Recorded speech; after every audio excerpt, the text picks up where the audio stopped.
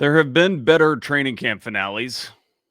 I'm Joe Patrick, Falcons reporter for 92.9 The Game. And yeah, yikes. Today, just got back from the Falcons' final training camp practice, the last full practice that myself and other media will see before they head into regular season prep in 2 weeks. They'll pretty much be off next week. And it was a bit of a disaster today. At least that's what it looks like. It appears after the team's starting right tackle, Kaleb McGary, was carted off the field. Um, I'll just tell you what I saw from my vantage point at practice. It was a little bit odd because all of a sudden the music shut off. The team was gathered around, and media was unsure whether Raheem Morris was just kind of getting the guys together for some motivational speech or something like, let's go hard before we start 11 on 11s for the last day of practice here before cuts. This is the last time we'll be together, et cetera, et cetera. But it turns out, no, there was an injury. And it was an odd time for it to happen because it was kind of right in between when the team was going from their individual work indie to team. And I guess maybe they had to run one play during team, I guess, where McGary was injured. But regardless, he was loaded onto a cart and taken into the building. Saw him kind of get off the cart. He kind of swung his legs, sat up and swung his legs off the cart, kind of stood up, but very gingerly. And two support staff immediately came to help. And, he put his arms around them and they got him into the locker room. But it didn't look like he was putting any weight on one of his legs. And I believe it looked like his left leg that he didn't want to put any pressure on. So, yeah, that is a very, very tough one for the Falcons, especially coming, after the fact. We learned Storm Norton, according to reporting from Adam Schefter, says that Storm Norton, the backup tackle, the swing tackle, will be out 6 to 8 weeks from now, having had surgery yesterday. Raheem Morris did not mention any surgery or Storm Norton at all in his pre-practice press conference Wednesday. But Adam Schefter did report that afterwards, and we understand that his word is good on this. So the Falcons are basically without a right tackle for, I think we can presume it's going to be at least, best case scenario would seem with McGary to be like a 4 to 6 week thing. It seems like he has some sort of sprain at the very least. Obviously, if you're getting taken off a cart and you can't put weight on a leg, they would suggest that there's more to it. I don't want to assume anything because we have seen in the past, especially even at Falcons camp in particular, Jeff Okuda a couple years ago was carted off the field. He had an ankle, and that turned out to be, I believe, about a six week injury or so, maybe 6 to 8 weeks from when it initially occurred. Missed a few weeks of the season, but otherwise was able to return. That would be great news for the Falcons if that is the case. But as it stands, it looks like up until that Week 5 bye, they could very well be without, a tackle that they have in camp right now. If we look at the replacement options that they have on hand, it's not great. The one who came in today and took the reps in place of Kaleb McGary in the starting lineup was Elijah Wilkinson. You may best know Elijah Wilkinson from being a guard on the 2022 Falcons, a team that was in the midst of a pure rebuild and is still hanging around the team. We talked about him on the roster projection show, how the team clearly likes him as a reserve offensive lineman, but not maybe necessarily as a tackle. I don't know if he's ever played tackle in an NFL game before. He did get reps there in the team's last preseason game against the Titans as Joshua Gray got all the starts at left guard. But that it makes you feel worse about one of the other options, Brandon Parker, the left tackle who Elijah Wilkinson was replacing in that game against the Titans and ostensibly kind of jumping over Brandon Parker in the pecking order. So while Brandon Parker is still on this team, he doesn't seem like a viable option to actually replace Kaleb McGary at right tackle. Another option technically is Jack Nelson, the 7th round rookie draft pick, but he's a 7th round rookie and he has looked it in training camp. He's a developmental player. He's not ready to play at this level from what it appears. I think he's graded out his run block or his pass blocking so far in these 2 preseason games has graded out somewhere in the 50s against backups, basically, mostly who he's playing against. So that doesn't seem like a great option. Maybe the most enticing option would be Matthew Bergeron. He's been obviously this team's left guard since he was drafted. He played left tackle at Boston College where he played, was it Syracuse that he played in college? But, he hasn't played right tackle in years. Could he do it? I don't know. Maybe we'll get somebody on the show who can shed more light on that, especially after we get more news on Kaleb McGary, who is having an MRI today, and the team is expected to announce, more about the severity of the injury, what the injury actually is, potentially, when at the appropriate time, according to them, according to a club spokesperson that we spoke to after practice. We did request to speak with Raheem Morris after practice. That request was denied, but they did give us that statement saying that he was having the MRI and that they would release more information. By the time you're listening to this, they may have released that information, but we don't have it as of now, so we can only speculate. But it certainly does seem like a significant injury. So again, going through all those replacement options and the lack of viability for most of them, I would expect Terry Fontenot and Kyle Smith to be busy on the phones, dialing up teams, trying to work out a trade to see if they can get somebody. If you look at the free agent market, there's not a lot there. I saw there was news today that Jedrick Willis, one of probably the most enticing potential tackle, is coming off an injury, said he's going to sit out most of this season, if not all the season, to make sure that he's healthy and ready to go to sign his next contract. So that is not going to be a possibility. You look at other guys like Isaiah Wynn, who last time we saw him pass blocking last year, it was pretty egregious. Let's see. PFF has his last two games from last year. His last two games, his pass blocking grades was a stellar 19 and 29 pass blocking grades against the Browns and Jets. In 22 and 28 pass blocking reps in those games. Georgia guy, obviously, but undersized and clearly not an effective pass blocker in the NFL. And the Falcons, they need someone particularly who is adept at pass blocking, because this is Michael Penix's blind side that the right tackle is responsible for here in Atlanta with a left-handed quarterback. So, yeah, that happened. That's not great. I have no idea what this team is going to do right now. I think that what the team is probably looking at is, they got like Storm Norton, for example. Let's look at him. Like, he's a player that the team picked up off a practice squad. I believe it was off the Chargers practice squad. The team just snapped him up, put him on their roster to be their swing tackle, and it worked out pretty swimmingly. He's not the perfect tackle, but he is actually probably maybe arguably a better pass protector than Kaleb McGary. So you would feel fine with him. So if he is returning in 6 to 8 weeks, you're really looking for more of a temporary solution. And I just wonder if, again, they will be looking around and asking teams, what tackles are you looking to waive? Or do you think you'll probably be waiving? And can we make you a deal? Can we give you a 7th round pick or 6th round pick? Like something super late, but give you something for it instead of just waiving him and making us use a waiver claim on a tackle that gets cut from a roster when this happens next Tuesday, when 53-man rosters are due. So next week is going to be very interesting and very newsy on this front, I would imagine, because I would have to think that this team is going to be very active, both in terms of scheduling workouts for guys, again, scouring the waiver wire. On next Tuesday, we will get the 53-man roster that the Falcons have. It'll be interesting to see how many offensive linemen they keep on that roster. I think that'll be indicative of how many players they expect to add from other rosters or players who are cut around the league.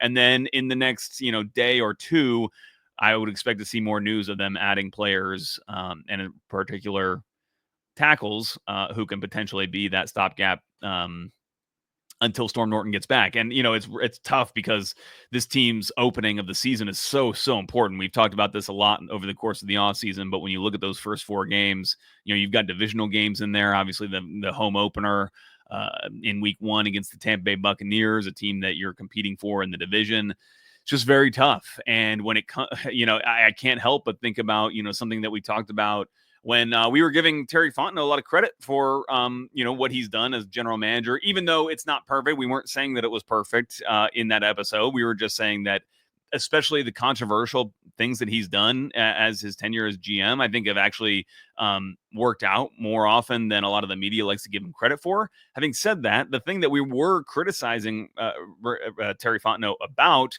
was the amount of draft picks that have been missed in that kind of 2nd through fifth round range where you expect to get some, players that are NFL caliber for you, and a lot of those players just have not panned out and not really provided a whole lot of playing time that's at a satisfactory level for this team.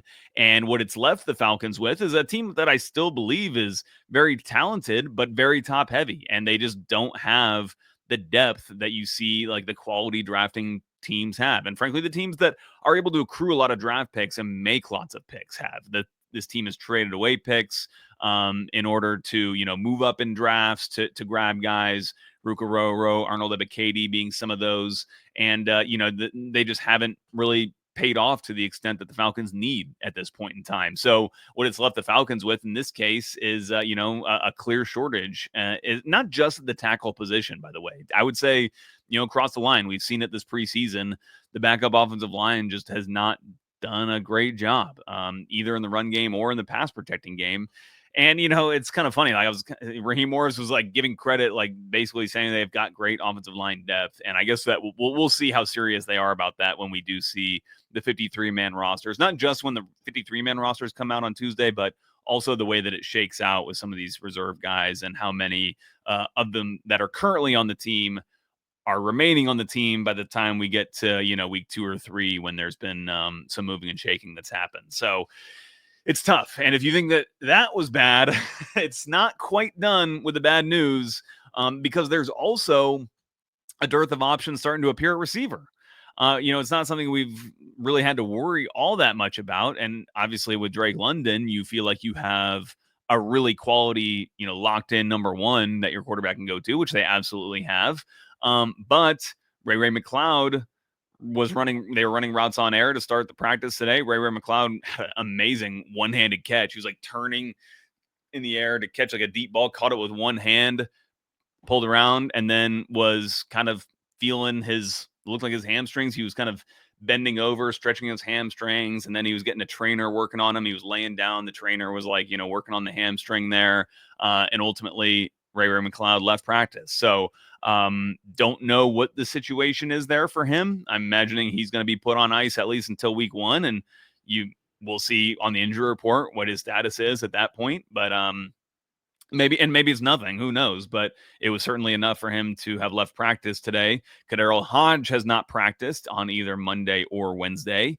That's been termed tightness as the reason why he's been out.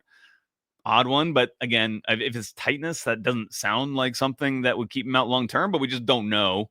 Storm Norton was just a lower body that was week to week, and they said they were expecting him back, and now he's going to miss, the first portion of the season, the first third of the season. So don't really know on KhaDarel Hodge. And then obviously Darnell Mooney, who they've been playing really coy with, kind of just not really kind of giving updates on his status. They said that after he was initially injured, they gave it 3 weeks, and Raheem Morris has been asked about it basically at every press conference, and he just says that there's no new update. And I don't know what to make of it, because frankly, like, we weren't also getting updates on Storm Norton until, we didn't even get the update in the press conference today. It was Adam Schefter, the national reporter, who cited a source saying that Storm Norton had the surgery yesterday, and he's not going to be out for 6 to 8 weeks. And I say all this, it's frustrating. It's frustrating for fans.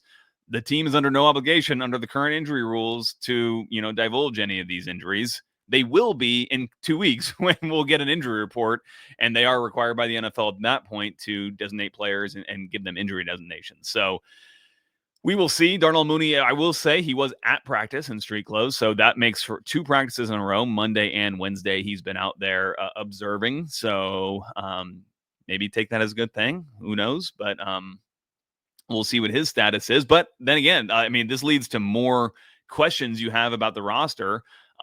Like, say, for example, any of these guys is still they feel like they're going to be missing the first week or 2 of the season.